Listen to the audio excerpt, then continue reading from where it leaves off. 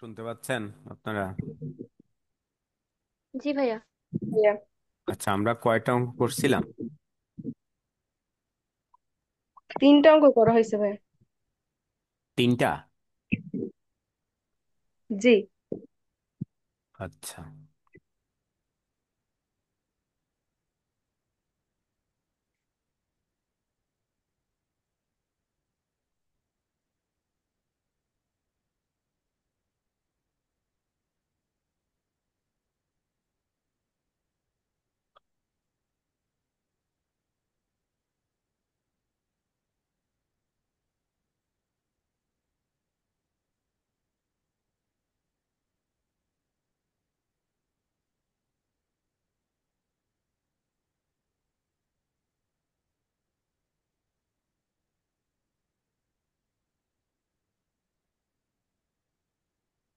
খেয়াল করবেন আমাদের যে অঙ্কটা দেওয়া আছে 4 নাম্বার অঙ্ক।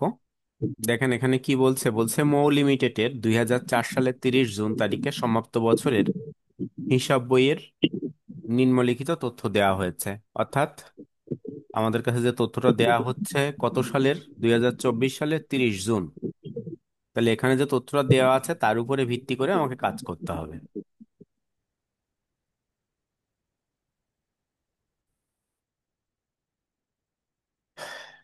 যদি আমরা দেখি এখানে কি কি বলা আছে, দেখেন বলছে ব্যবহৃত কাঁচামালের মূল্য দেওয়া আছে। আমরা এর আগ পর্যন্ত যে অঙ্কগুলো করছিলাম সব জায়গায় ব্যবহৃত কাঁচামালকে আমরা তৈরি করে নিয়েছিলাম, অর্থাৎ বের করে নেওয়া লাগতো।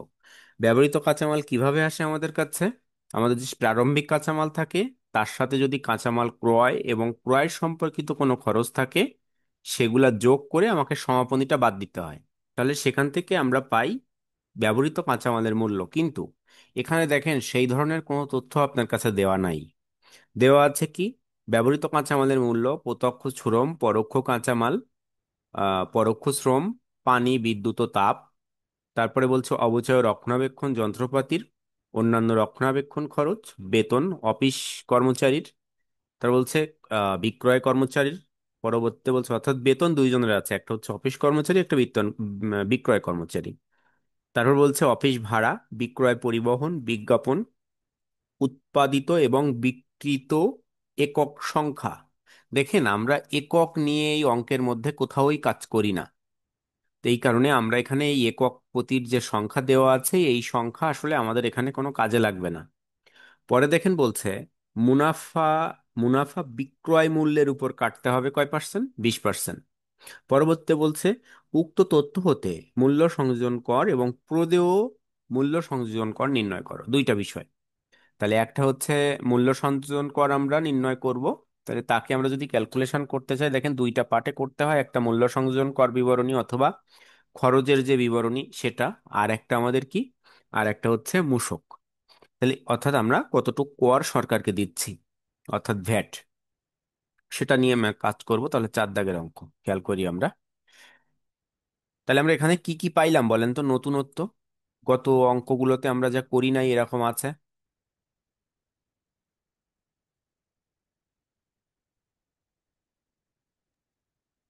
পরোক্ষ কাঁচামাল আছে, পরোক্ষ শ্রম আছে, পানি, বিদ্যুৎ, তাপ। হ্যাঁ, এগুলো তো আগের এগুলো আমরা আগে পাই নাই। আচ্ছা, তাহলে আমরা দেখেন এখানে যে কয়টা অংশ দেওয়া আছে আমরা কিন্তু বুঝতে পারছি যে এগুলো কি ধরনের খরচ। এই খরচ বিবেচনা করে আমাকে আমার যে টেবিল ছিল সেই টেবিলের সাথে আমাকে কাজ করতে হবে। আচ্ছা, আমরা তাহলে অঙ্কে যাব। 4 নাম্বার অঙ্ক, 4 নাম্বার অঙ্ক দেখেন 3 নাম্বার পর্যন্ত আমরা করে গেছিলাম। 4 নাম্বার অঙ্ক।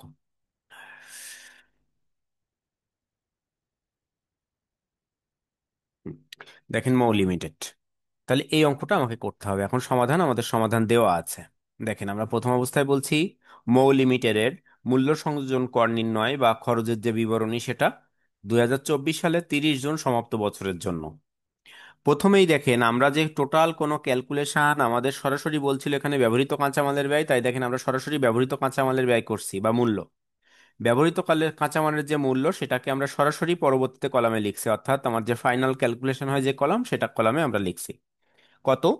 12,50,000 টাকা। দেখেন আমার এই অঙ্কে 12,50,000 টাকা দেওয়া ছিল আমাদের যে অংশটা ছিল প্রথম অংশের। পরবর্তীতে দেখেন পরবর্তীতে আমাদের কি বলছে, পরবর্তী যে পার্টে আমাদের কি কি আছে। আর পরবর্তী পার্টে যদি আমরা দেখতে চাই, আমার প্রত্যক্ষ খরচ দরকার। তাহলে আমরা কি পাবো? মুখ্য ব্যয় পাবো। তাহলে আমার ব্যবহৃত কাঁচামালের মূল্যের সাথে যদি আমি প্রত্যক্ষ খরচ সমূহ যোগ করি, তাহলে আমরা কি পাবো? প্রত্যক্ষ খরচ সমূহ যোগ করলে মুখ্য ব্যয় পাবো। তাহলে প্রত্যক্ষ খরচ সমূহ দেখেন, শুধুমাত্র প্রত্যক্ষ শ্রম আছে 5,50,000 টাকা, আমার আর কিছু নাই। তাহলে 5,50,000 টাকা আমার আসছে কত? 18 লাখ টাকা যোগ করলে 12,50,000 আর 5,50,000। তাহলে ক্যালকুলেশন করলে আমরা এটা পাইছিলাম। পরবর্তীতে দেখেন, পরবর্তী অংশে আমরা তাহলে মুখ্য ব্যয় পাইলাম 18 লাখ টাকা।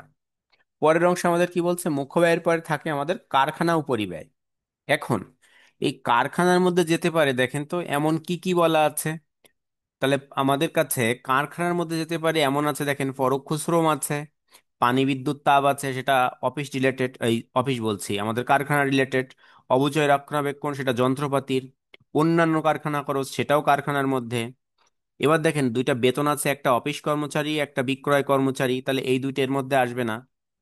পরবর্তীতে আমাদের আছে অফিস ভাড়া আছে, বিক্রয় পরিবহন আছে, বিজ্ঞাপন আছে, উৎপাদন এবং বিক্রয় একক সংখ্যা আছে, এটা তো আমাদের আসবে না। তাহলে আমাদের কাছে দেখেন বিক্রয় রিলেটেড না, কারখানা রিলেটেড যেগুলো আছে, কি কি আছে? পরোক্ষ কাঁচামাল আছে 75,000 টাকা। পরবর্তী পরোক্ষ কাঁচামাল, পরোক্ষ কাঁচামাল আছে 75,000 টাকা। পরোক্ষ শ্রম আছে 25,000 টাকা। পানি বিদ্যুৎ ও তাপ আছে 15,000 টাকা। অবচয় রক্ষণাবেক্ষণ যন্ত্রপাতির আছে 20,000 টাকা। আর অন্যান্য কারখানা খরচ দেওয়া আছে 25,000 টাকা। এই সম্পূর্ণটা যোগ করে আমাদের আসছে কত টাকা? 1,15,000 টাকা। তাহলে এই 1,15,000 টাকা 18,000 সাথে যদি যোগ করা হয়, তাহলে আসছে 19,50,000 টাকা। এটা আমার মোট উৎপাদন ব্যয় বা কারখানা ব্যয়। তাহলে মোট উৎপাদন ব্যয় যখন আমরা পাইলাম, মোট উৎপাদন ব্যয়ের সাথে আমাদের কি কি যোগ বিয়োগ হয়? দেখেন, প্রারম্ভিক মজুত পণ্যের চলতি কার্য বাদ সমাপনী মজুত পণ্যের চলতি কার্য, অর্থাৎ প্রারম্ভিকটা যোগ হয়, সমাপিকটা বাদ হয়। তাহলে এটা যোগ বিয়োগ করলে আমার উৎপাদিত পণ্যের ব্যয় হয়। এবার উৎপাদিত পণ্যের ব্যয়ের পরবর্তীতে আমরা জানি যে উৎপাদিত পণ্যের প্রারম্ভিক মজুত যোগ হয়, চূড়ান্ত যেটা পণ্য, আর সমাপনীটা বাদ যায়। কিন্তু দেখেন, সেই যে চারটা অংশ, এই চারটা অংশের প্রারম্ভিক সমাপনীর এই চারটা অংশ আমার কাছে কোথাও নেই, অর্থাৎ ওয়ার্ক ইন প্রোগ্রেস ও চলতি কার্য, আর আমাদের কাছে চূড়ান্ত পণ্য। তাহলে এই যে দুইটা অংশ আমাদের এখানে কিছুই নাই, তাহলে এই দুইটা অংশ এখানে বসবে না। আমি স্টার চিহ্ন দিয়ে লিখে রাখছি আপনাদের বোঝানোর জন্য, এখানে আপনারা টোটালি কিছু লিখবেন না।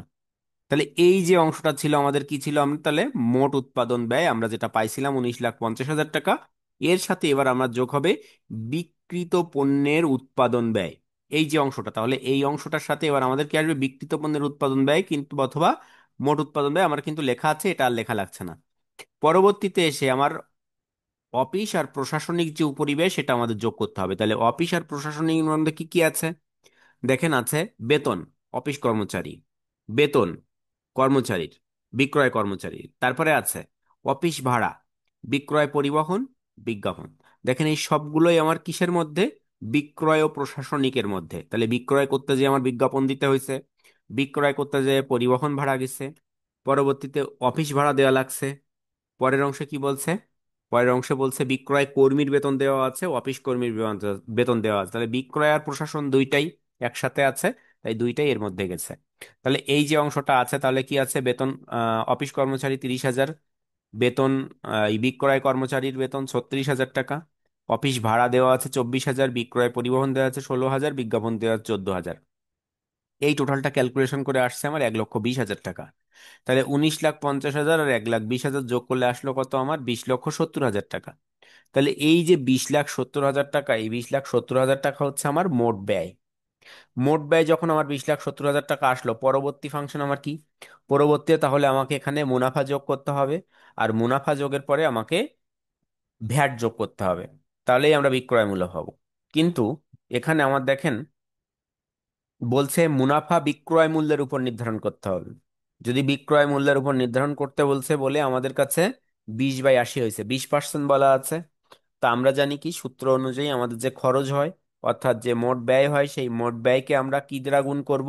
আমরা যে পার্সেন্টেজ থাকে সেই পার্সেন্টেজের অংশ দ্বারা গুণ করব। আর ভাগ করতে হয় 100 থেকে সেই যে পার্সেন্টেজের অংশটুকু কতটুকু বাদ দিয়ে। তাই দেখেন আমাদের এখানে 20% বলছিল, তাই 20,70,000 ইন্টু 20/100 - 20, তাহলে 80। ক্যালকুলেশন করলে আমাদের আসছে 5,17,500 টাকা। তাহলে এই যে 5,17,500 টাকা, এটা হচ্ছে আমার মুনাফা। তাহলে 5,17,500 টাকা যদি আমার মুনাফা হয়, তাহলে মুনাফা যদি ধরে নিই, আমরা মুনাফা এটা ধরছিলাম হিসাব করে 20% বিবেচনা করে, তাহলে 20,70,000 টাকা আমার খরচ ছিল, তার সাথে আমি 5,17,500 টাকা মুনাফা ধরলাম, তাহলে আমার কাছে ভ্যাট আরোপযোগ্য মূল্য আসলো কত টাকা? 25,87,500 টাকা। তাহলে এই যে 25,87,500 টাকা আমার কি ছিল তাহলে? ভ্যাট আরোপযোগ্য মূল্য। এই ভ্যাট আরোপযোগ্য মূল্যের সাথে আমি এখন কি যোগ করব? ভ্যাট যোগ করবো 15%। তাহলে যখন আমরা 15% আবার ভ্যাট এর সাথে যোগ করছি, তাহলে 15% ভ্যাট যোগ করলে 25,000, 25,87,500 টাকার সাথে আমরা ভ্যাট যোগ করছি 15%। তাহলে 15% যদি ক্যালকুলেশন করি তাহলে আসছে কত? 3,88,125 টাকা। তাহলে এটা আমরা যোগ করলাম, যোগ করলে আমাদের আসলো 29,75,625 টাকা। এটা ছিল আমাদের বিক্রয় মূল্য। বলেন, এই যে পাঠের মধ্যে আপনাদের কারোর কোনো প্রশ্ন আছে কিনা? না ভাইয়া। আচ্ছা, এখন দেখেন আমরা কোথায় যাব তাহলে। এর পরবর্তীতে আমরা মূসক নির্ণয় করব। আমরা সবসময় এটা নির্ণয় করতেই হবে, আপনার যাই বলুক না কেন। এখন যদি আমরা মূসক নির্ণয় করতে চাই তাহলে সেখানে কি আছে? আমাদের কাছে আরেকটা জিনিস আমরা একটু দেখে আসি। এই অংশে দেখেন সরাসরি ব্যবহৃত কাঁচামালের মূল্য দেওয়া ছিল। তাহলে ব্যবহৃত কাঁচামালের মূল্য আমার কিন্তু অন্য কোনো ক্যালকুলেশন করা লাগেনি, সরাসরি ব্যবহৃত পণ্যের কাঁচামালের যে মূল্য সেটা কিন্তু আমাদের প্রয়োজন হয়, কাঁচামালের মূল্য। তাহলে সেটা আমাদের আছে 12,50,000 টাকা। তাই দেখেন, বিক্রয় মূল্যের উপরে ভ্যাট আমার কত আছে? বিক্রয় মূল্য ছিল 29,75,625 টাকা, ইন্টু 15/115, ক্যালকুলেশন করলে আসছে 3,88,125 টাকা। পরবর্তী অংশে বাদ ব্যবহৃত কাঁচামালের যে ভ্যাট সেটা, তাহলে ব্যবহৃত কাঁচামালের ভ্যাট, ব্যবহৃত কাঁচামাল আমাদের কত ছিল? 12,50,000 টাকা। 12,50,000 গুণ 15/115, ক্যালকুলেশন করলে আসছে 1,36,043,043 টাকা। এটা যদি আমরা বাদ দিই তাহলে আসছে 2,25,082 টাকা। এটা ছিল আমাদের মূল্য সংযোজন কর বা মূসক। তাহলে এখানে তো মনে হয় কারোর কোনো প্রশ্ন নাই। তাহলে এই জায়গায় আমরা নতুনত্ব কি পাইলাম? আমার ব্যবহৃত কাঁচামালের মূল্যটা সরাসরি দেওয়া ছিল, সমাপনী প্রারম্ভিক নিয়ে আমার কোনো ক্যালকুলেশন করা লাগে নাই। ঠিক আছে? তাহলে এটা নিয়ে মনে হয় কারোর কোনো প্রশ্ন নাই। পরের অঙ্কটা যাচ্ছে তাহলে, পরে যেটা আছে।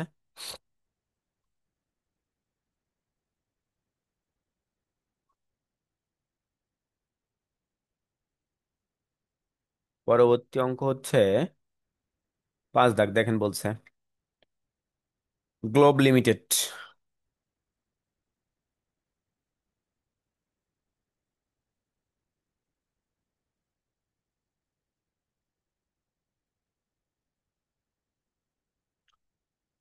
দেখেন এই যে অঙ্কটা বলছে, কি বলছে? গ্লোব লিমিটেড এর একটি উৎপাদনকারী প্রতিষ্ঠান 2024 সালের 30 জুন সমাপ্ত বছরে উক্ত কোম্পানির উৎপাদন বিক্রয় সংক্রান্ত তথ্যাবলী নিম্ন দেওয়া হলো। তাহলে আপনার কাছে 2024 সালের 30 জুন সমাপ্ত বছরে আপনার যে উৎপাদিত যে সংকর উৎপাদন এবং বিক্রয় সম্পর্কিত যে সকল তথ্য আমার অঙ্কের প্রতিষ্ঠান দিছিল, সেটা কি কি ছিল? কাঁচামাল ছিল। কাঁচামাল ছিল প্রারম্ভিক সমাপনী, চলতি কার্য ছিল প্রারম্ভিক সমাপনী, কাঁচামাল ক্রয় ছিল দেখেন প্রারম্ভিক সমাপনী, না সরি, তৈরি পণ্য ছিল প্রারম্ভিক সমাপনী, কাঁচামাল ক্রয় ছিল 6,25,000, কারখানার মজুরি ছিল 2,75,000, প্রশাসনিক উপরিব্যয় ছিল 2,40,000, আর ছিল বিক্রয় উপরিব্যয় 2 লাখ টাকা। তাহলে এই যে টাকাগুলো দেয়া ছিল এবং পরে বলছিল কোম্পানি মোট ব্যয়ের সাথে বিক্রয়ের উপর 25% হারে মুনাফা যোগ করে বিক্রয় মূল্য নির্ধারণ করে। আর মূল্য সংযোজক করের উপর করের হার 15% হলে প্রদেয় মূসকের পরিমাণ নির্ণয় করো। তাহলে এই যে প্রদেয় মূসক আমাদের নির্ণয় করতে বলছে, দেখেন আমরা বিক্রয় যে বিবরণী অর্থাৎ খরচের যে বিবরণী, এই খরচের যদি বিবরণী না করি তাহলে কিন্তু আপনি মূসক নির্ণয় করতে পারবেন না। তাহলে আপনাকে খরচ বিবরণী নির্ণয় করতে হবে, পরবর্তীতে আপনাকে মূসক নির্ণয় করতে হবে। আচ্ছা যাই হোক, সেটা যদি আমরা করতে চাই তাহলে দেখেন আমাদের কাছে এখানে ছোট করে অঙ্কটা দেওয়া আছে, আমরা এখান থেকে কাজ করব। দেখেন, গ্লোব লিমিটেড এর মূল্য সংযোজন কর নির্ণয় বিবরণী 2024 সালের 30 জুন সমাপ্ত বছরের জন্য, এটা আমাদের কাছে যেটা দেওয়া আছে সেটা আমরা লিখছি।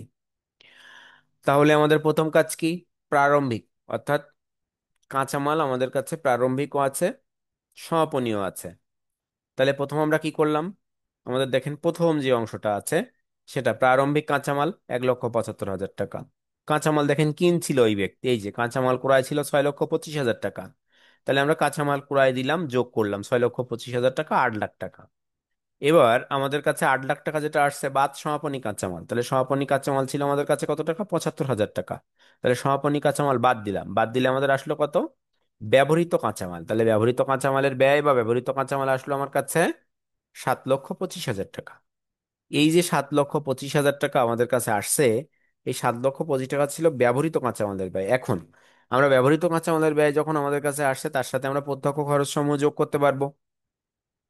প্রত্যক্ষ খরচ সমূহ আমাদের কি আছে, প্রত্যক্ষ খরচ সমূহের মধ্যে দেখেন আমাদের আছে শুধুমাত্র প্রত্যক্ষ মজুরি, এই যে কারখানা মজুরি, কারখানা মজুরি দেখেন, কারখানা মজুরি, প্রত্যক্ষ মজুরি আমাদের কাছে নাই। তাহলে প্রত্যক্ষ কারখানা মজুরি যেটা হচ্ছে কারখানা খরচ, তাহলে প্রত্যক্ষ মজুরি যখন আমার কাছে নাই, এই পার্টটা দেখেন আমাদের হচ্ছে না। এই যে প্রত্যক্ষ যে আমাদের খরচ সমূহ, এই প্রত্যক্ষ খরচ সমূহের মধ্যে প্রত্যক্ষ মজুরি অর্থাৎ প্রত্যক্ষ কোনো খরচ নাই। তাহলে এটা যদি না থাকে, তাহলে এই যে কাঁচামালের যে অংশটা ছিল, এর পরবর্তীতে দেখেন আমাদের কাছে এই যে মুখ্য ব্যয় আমরা কিন্তু এই মুহূর্তে এখান থেকে লিখতে পারছি না। তাহলে আমি যদি বলি এই যে অংশটা, এটাই কিন্তু আমার মুখ্য ব্যয়। এই 7,25,000 টাকা যদি এই অঙ্কে আপনার কাছে চাইতো যে এই অঙ্কের মুখ্য ব্যয় কত, তাহলে এই অঙ্কের মুখ্য ব্যয়ও কিন্তু আপনাকে 7,25,000 টাকা দেখাতে হতো।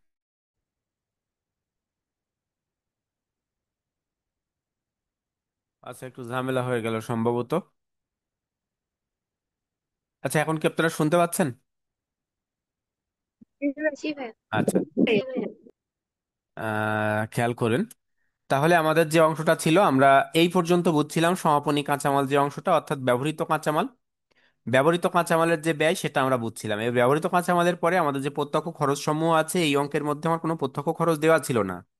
প্রত্যক্ষ খরচ দেওয়া ছিল না বলে আমাদের কিন্তু প্রত্যক্ষ খরচের কোনো পাঠ করতে হয়নি। কিন্তু এই অঙ্কের মুখ্য ব্যয় কত কেউ বলতে পারবেন? এই যে অঙ্কটা আমরা দেওয়া আছে, করা আছে সলিউশনের, মুখ্য ব্যয় কত?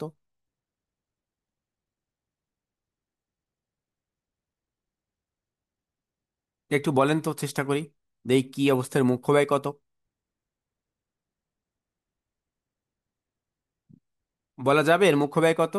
দেখেন, মুখ্য ব্যয় আমার কাছে কিন্তু বের হয়নি। তাহলে মুখ্য ব্যয় যদি না বের হয়, তাহলে আমার যে ওর উপরের পার্ট যেটা আছে এটাই আমার এর মুখ্য ব্যয়। অর্থাৎ আমি কাঁচামাল যে ক্রয় করছিলাম, প্রারম্ভিক আমার যে কাঁচামালের প্রারম্ভিক মজুত পণ্য ছিল, যে আমি কিনছিলাম, কেনার পরে আমার যে সমাপনী ছিল, সেই পার্টটাকে আমরা যোগ বিয়োগ করে যেটা হয়েছে ওইটাই আমার কি, যেমনি ব্যবহৃত কাঁচামালের ব্যয়, আবার তেমনি ওর নামও কি, মুখ্য ব্যয়। কারণ আমার মুখ্য ব্যয় তৈরি করার মতো আমাদের এখানে আর কোনো ধরনের আইটেম ছিল না, কোনো এন্ট্রি ছিল না। এতটুকু কি বোঝা যায়? জি ভাইয়া। আচ্ছা, এই কারণে কিন্তু আমরা ওইখানে আর মুখ্য ব্যয়ের পার্টটা কিন্তু আমি রেখে দিয়েছি, দেখেন এখানে। এই কারণে কিন্তু যেখানে যা নাই সেটা কিন্তু আপনাদের রেখে দিচ্ছি, কিন্তু আপনারা কিন্তু রেখে দেবেন না, ঠিক আছে? আপনাদের এভাবে রেখে দেওয়ার দরকার নেই, শখ তৈরি করার দরকার নেই। এবার দেখেন এই মুখ্য ব্যয়ের পর আমরা কারখানা উপরিব্যয় যোগ করব। তাহলে কারখানা উপরিব্যয় দেখেন, কারখানার শুধুমাত্র মজুরি দেওয়া আছে 2,75,000 টাকা। 2,75,000 টাকা নিয়ে আসলাম। তাহলে আমাদের এটা কারখানা ব্যয় আমাদের যেখানে বের হচ্ছে, তাহলে সেটা দেখেন মোট উৎপাদন ব্যয় বের হয়ে গেল 10 লাখ টাকা। অর্থাৎ 7,25,000 টাকা ছিল 2,75,000, 10 লাখ টাকা। এর সাথে আমার এবার দেখেন চলতি কার্যের প্রারম্ভিক সমাপনী আছে, তৈরি পণ্যের প্রারম্ভিক সমাপনী আছে। তাহলে চলতি কার্যের প্রারম্ভিক যোগ সমাপনী বাদ, তৈরি পণ্যের প্রারম্ভিক যোগ সমাপনী বাদ। তাহলে এখানে দেখেন মোট উৎপাদন ব্যয় কারখানা ব্যয়ের সাথে আমরা এবার কি করব, তাহলে প্রারম্ভিক যে মজুত পণ্য আছে চলতি কার্য সেটা যোগ 70,000, তাহলে আর থাকলো 10,70,000, বাদ সমাপনী মজুত পণ্য চলতি কার্য 50,000। তাহলে আমার আসলো কত, উৎপাদিত পণ্যের ব্যয় 10,20,000 টাকা। এই 10,20,000-এর সাথে আমাদের আবার যোগ চূড়ান্ত পণ্য। তাহলে উৎপাদিত পণ্যের প্রারম্ভিক মজুত চূড়ান্তটা যোগ 2,25,000, এর থেকে তাহলে আসলো 12,70,000, বাদ উৎপাদিত পণ্যের সমাপনী মজুত চূড়ান্ত পণ্যের 1,30,000। তাহলে এই ক্যালকুলেশন করে আসলো কত, 11,40,000 টাকা। বলেন এ পর্যন্ত কোনো প্রশ্ন আছে? না ভাইয়া। আচ্ছা, এরপরে আমাদের কি, এরপরে হচ্ছে বিক্রয় প্রশাসন। বিক্রয় প্রশাসনের মধ্যে আমার কি কি আছে, প্রশাসনিক উপরিব্যয় আছে দেখেন 2,40,000 টাকা, আর বিক্রয় উপরিব্যয় আছে 2 লাখ টাকা। তাহলে এই যে 2 লাখ, 2,40,000, তাহলে হচ্ছে 4,40,000 টাকা। তাহলে 11,40,000-এর সাথে 4,40,000, 15,80,000 টাকা। এরপরে আমার কি বলছিল, কোম্পানি মোট বিক্রয়ের উপর এই বিক্রয় যে মূল্য থাকবে সেখানে 25% মুনাফা তৈরি করবে বিক্রয় মূল্যের উপরে। তাহলে বিক্রয় মূল্যের উপর বললে আমাদের কি করতে হবে? বিক্রয় মূল্যের উপর আমাদেরকে করলে আমাদেরকে বলতে হবে যে অংশটা দেওয়া আছে দেখেন কত পার্সেন্ট, 25%। তাহলে 15,80,000 গুণ 25 ভাগ 75, তাহলে 5,26,667 টাকা। তাহলে আমার কাছে ভ্যাট আরোপযোগ্য মূল্য কত আসছে? ভ্যাট আরোপযোগ্য মূল্য আসছে 21,06,667 টাকা। এটা ভ্যাট আরোপযোগ্য মূল্য। এর সাথে আমি ভ্যাট যোগ করলাম 15%, কত টাকা? 3,16,000 টাকা। তাহলে যোগ করলে বিক্রয় মূল্য আমার আসছে কত? 24,22,667 টাকা। আচ্ছা, আপনাদের তো বেশ কয়েকটা অঙ্ক করাইলাম। এই যে অংশটা আমার কাছে আছে দেখেন তো, এই অংশটায় এই যে 15,18,000 80,000 ইন্টু 25/75, এই ব্যাখ্যাটা কেউ দিতে পারবেন? এই যে এটা কেন হয় আর কখন আমরা সরাসরি পার্সেন্টেজ করি? সরাসরি পার্সেন্টেজ বলতে যদি আমাদের 25% বলা থাকতো তাহলে সরাসরি ওই খরচের উপরে 25% কাটতাম। আর কখন আমরা 25/75 করব? এই ব্যাখ্যাটা একটু কেউ দেন তো।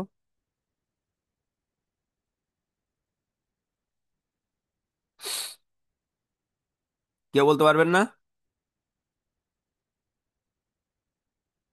আমি হ্যাঁ, বলবো। 100 হ্যাঁ, হ্যাঁ বলেন। 25 মাইনাস 100 থেকে 25 মাইনাস করলে 75 হবে, বাট না না, কথাগুলো তো মনে নেই। আমরা দুই ভাবে করি না। একটা হচ্ছে সরাসরি পার্সেন্টেজ দেই, যে ধরেন 25% করতে বলছে, ওইটা কখন করি? ওইটা যখন বলবে মোট মুনাফার উপর 25%, তখন ওইটা করবো, আর যখন বিক্রয়ের উপর বলবে তখন আমরা এটা করবো। হ্যাঁ, শুধুমাত্র যদি বলতো যে মুনাফা 25% করবো তখন আমরা 25% কাটতাম, আর যখন বিক্রয় মূল্যের উপরে 25% বলবে তখন আমরা এই অংশটা করবো, এভাবে ক্যালকুলেশন করব। তাহলে ভ্যাট আসলো আমাদের কাছে, আসলো সব মিলে 24,22,667 টাকা এটা আসছে। আচ্ছা, এই অঙ্কের আমাদের দুইটা জিনিস ক্যালকুলেশন প্রয়োজন হয়। একটা হচ্ছে মোট মূল্য, যেটা 24,22,667 টাকা বিক্রয় মূল্য। আর আমাদের আরেকটা জিনিস প্রয়োজন হয় কি?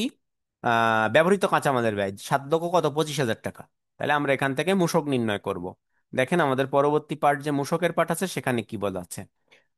বিক্রয় মূল্যের উপরে ভ্যাট, তাহলে 24,22,667 ইন্টু 15/115, ক্যালকুলেশন করলে 3,16,000 টাকা।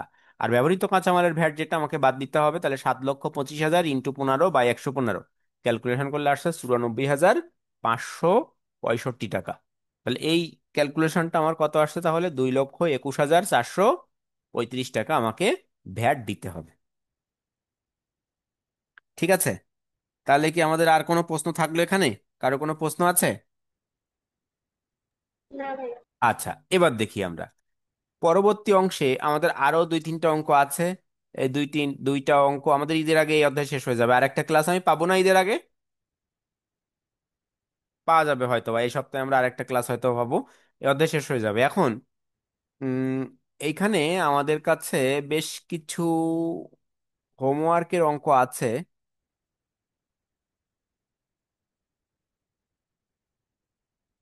যাই হোক, সমস্যা নেই, হোমওয়ার্কের অঙ্কগুলো লাস্ট যেদিন হবে সেদিন আমরা দেখাই দেবো হোমওয়ার্কের ভিতরে কিভাবে কি আছে। ওটা তাহলে আপনারা বাসায় কাজ করতে পারবেন। তাহলে মোটামুটি আমাদের কোনো প্রশ্ন আছে আজকের এই দুইটা অঙ্কের উপরে? আপনারা জয়েন্ট হয়েছিলেন দেখলাম 11 জন না 12 জন, কিন্তু জয়েন্ট হওয়ার পরপরই সবাই ডিসকানেক্টেড হয়ে যাওয়ার কারণ কি? 8 জন 7 জন ক্লাস করছে এখন দেখছি। জানি না। তাহলে মোটামুটি আজকে এ পর্যন্ত। ভালো থাকবেন আপনারা। আগামী দিন তাহলে আগামী যে ক্লাস আছে সেখানে আমরা এর পরের অংশটা করার চেষ্টা করব। হয়তোবা আমাদের আগামী ক্লাসে এই অংশটা শেষ হয়ে যাবে। ঠিক আছে, ভালো থাকবেন আপনারা।